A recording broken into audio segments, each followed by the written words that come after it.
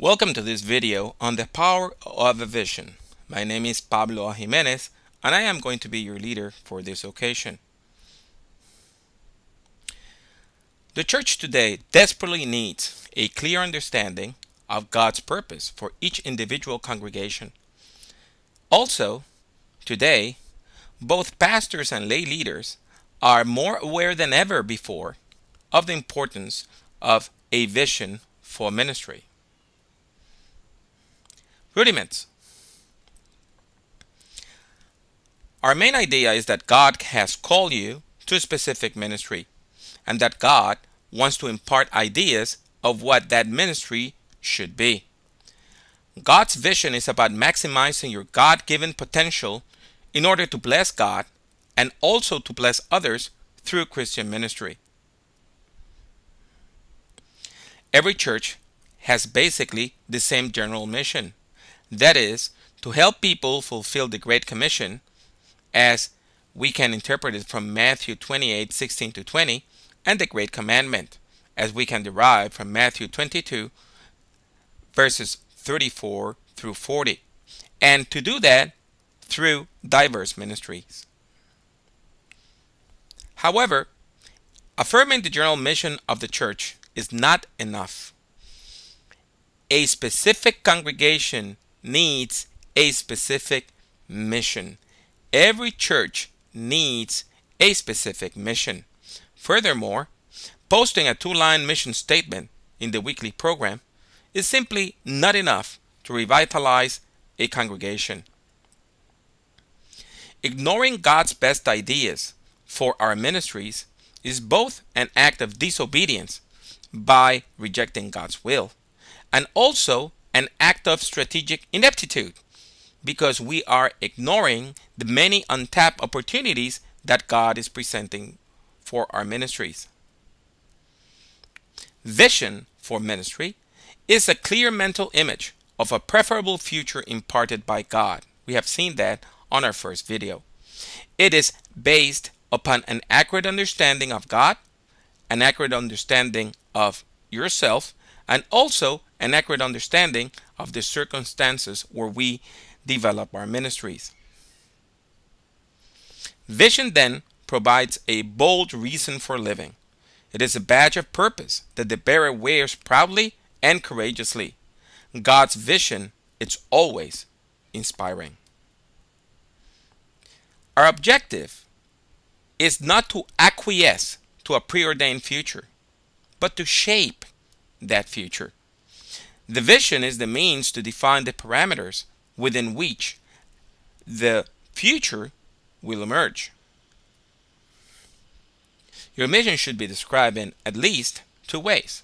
First, in an easy to memorize sentence of around 12 words, and second, in a slogan that captures the essence of the larger statement.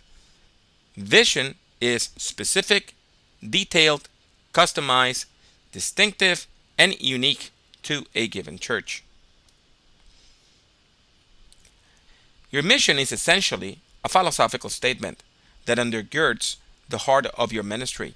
Therefore, a church should also produce a larger document explaining the biblical and theological foundations of the mission statement. Vision is the centerpiece of strategy. Strategy is the means to effective church development. And effective development of the church is the means to transform the world with the message of the gospel of Jesus Christ. The future belongs to visionary leaders. It is the power of God working through churches led by visionary leaders that causes that image of the future to become a reality. We must realize that the future is not something that just happens. It is a reality that is shaped by those strong enough to exert control over their environment. The future is not a done deal, waiting for our response. It's not destiny. The future belongs to God and to visionary pastors driven to shape it. Visionary pastors are leaders who have surrendered their personal ambition. Their tendency of self-promotion has been replaced. Yes, It has been replaced by an urgent need to seek the will of God. Vision is not an exercise in promoting yourself, your dreams, or your needs. Many senior pastors do not have a clear understanding of God's vision for the ministries that they're trying to lead.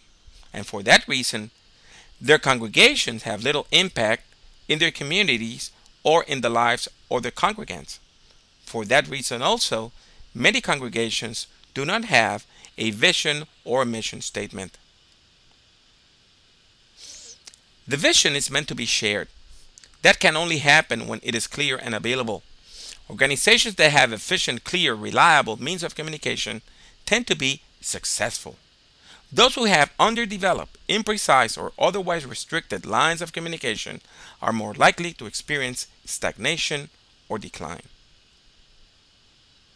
The vision of a given church can be communicated through the regular preaching and teaching program of the church. Therefore, the contents of your sermons should reflect the substance of your vision.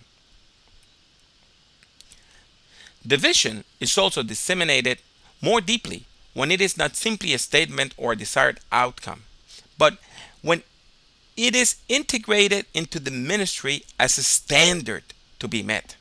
For example, one means of integration would be to use the vision and the mission statement as the basis to measure and evaluate the success of your church's programs.